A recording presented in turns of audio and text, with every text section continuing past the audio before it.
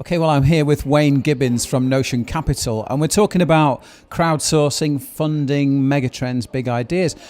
Let me ask you, Wayne, assuming I was working for a big telecom company, smartphone company like BlackBerry maybe, a lot of clever people working there might be on their way out for a whole variety of reasons. If I have a big idea, how do I execute that idea? How do I find the key people as well as the funding to make it happen? Well, that's a really good question, and in fact we see this quite a lot. It's people starting companies. They've got huge amounts of domain expertise in the area of business they've come from, but they've been in a unique position to identify some kind of challenge that the company they're working for is not solving. The key thing in these early days really is to solidify the idea, and the best way to do that is to form a team. So what we see in technology companies, early stage technology companies, is a formation of 2 or 3 founders. And we think there's no real magic recipe for this, but we think there are 3 key things you need in an early stage team. You need a wizard. The wizards are the people that get the technology, they can engineer the product, they can build the product internally in the early days, so you don't need to spend money outsourcing to development companies. Wizards are a bit weird and wonderful. They can build technology, but who says they're building the right product? So then you bring in productizers. Productizers are the people that can go to the market and they can say, is this what you really wanted? And they typically do that quite iteratively now, using kind of lean startup methodology, which says, what's the hypothesis? We thought this was the case. When we had the big idea, is this really the case? And if it's not, come back and iterate, instead of building something we think they'll want and then, not working. So you've got your wizards building the clever technology, you've got the productizers who are turning that engineering into something that's valuable to the market. And then the next thing you need is monetizers. So these are the guys that can say, right, we've got a great product, we understand the market, now let's go and sell it. And if you've got that magic component of 3, you can pretty much get a business off the ground. Do you think someone like Steve Jobs at Apple, for example, was a classic example of someone who was a real wizard in terms of new products, but he was great at marketing as well, wasn't he? Yeah, I think he'd probably come in there. He'd definitely be that middle, that productizer. I think he would admittedly said in various interviews that the technology wasn't his strength, right? He went and learnt about that technology. He actively looked at the early stage computers, the circuit boards and everything else, and saw the opportunity. But he saw a product opportunity, not a technology opportunity, and was very good at marketing it. I'm sure people in his team went off and did the legwork of selling, but he's definitely a product visionary, I'd say. So if someone's trying to spot, let's say they have spotted what they think is a mega trend. So people are buying widgets and they're buying them on tablets more than they're buying on phones or laptops or whatever. How can they convince someone who's got money to back their idea? How's that going to work?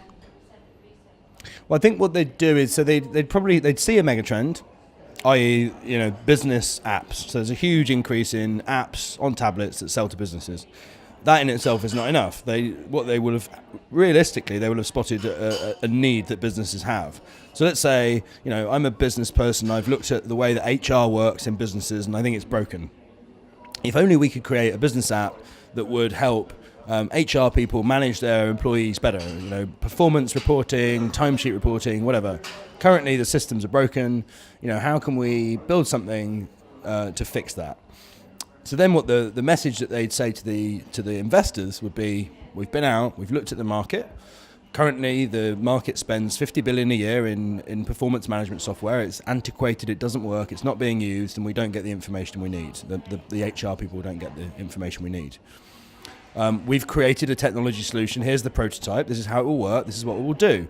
We know that the trends in employee behavior is to bring their own device to work, and therefore we can easily deploy this solution, that the technology we've built, to the people that matter most.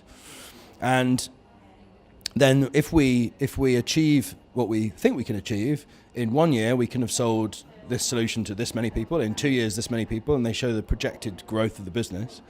And effectively, if all those things stack up, they're true, the market really is that big and the technology really is that good, and they've worked out a go-to-market strategy, and they're an excellent team. We look at teams quite strongly. Are they Are they capable? They have the expertise? Have they done this before? Then the investors can sit back and say, this is a great opportunity.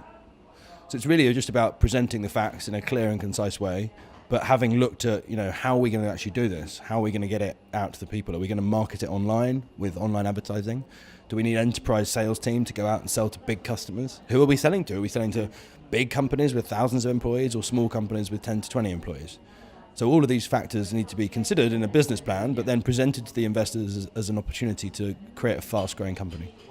So the way that, say, the UK is doing the auto-enrolment with pensions, that might be an opportunity to get in touch with employees and small business owners who want to streamline that whole process, something like that. Yeah, I think that's an interesting question. I think a lot of technology solutions for government have come out of, classically have been government projects which have been outsourced. And it's a great opportunity for startups to work with local government. And I think the government in general has created ways and means in which smaller businesses can tender for these types of projects. Because I think smaller companies are more nimble. They understand more the way the world is working compared to the big kind of antiquated consultancy firms that charge £2 million to build some software that then doesn't work 3 years later, which has been classic government projects. So I think these young entrepreneurs or any age entrepreneurs, these can build software and work with government to solve these problems. And there are problems in auto enrolment. There are problems in the NHS. There are problems in transport. There are problems there all across government. So it's an interesting sector. It's difficult to sell into classically. Difficult decision making. Difficult to find people with buy-in and with enough power to sign checks. But if it will need to be cracked, and someone will crack it. So, yeah, it's a digital economy, and it's all about solving digital problems, isn't it? It's about streamlining systems, I guess. Yeah, it is. This is the way I look at the world. All of the companies we invest in some way, are removing inefficiency.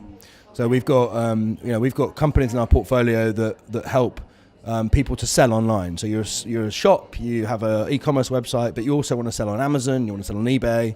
So companies like Brightpearl and eSeller Pro that we've invested in help those companies to trade across multiple channels. Another company we invested in is DueDill, and DueDill helps small businesses find out about the businesses that they're trading with. So due diligence, is this company that I'm about to go into partnership with, are they stable? Have the directors been, struck off before? How much money are they making? Are they growing? Are they shrinking? Or if I'm going to choose who to sell to, should I go to the 10 strongest candidates rather than the 10 weakest? And this is the inefficiency there is in the sharing of information. Like that information is stored in multiple government agencies. It's hidden in company's house. The directors' records are hidden somewhere else. All these records are siloed in government.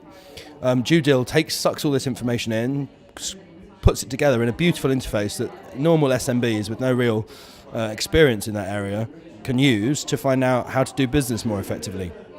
And almost every software business that succeeds is in some way removing an inefficiency in the world. And there are so many, they come from all sorts of reasons, just from the way that companies are organized and structured, the way that classically technology has been deployed. The world has changed, and a lot of the world is still 10 years behind. So there's a huge efficiency gap. Okay, well, Wayne, thank you very much. Wayne, they're talking about efficiency and streamlining and how to source some funding for your big idea, basically. Wayne, thank you very much. Thank you.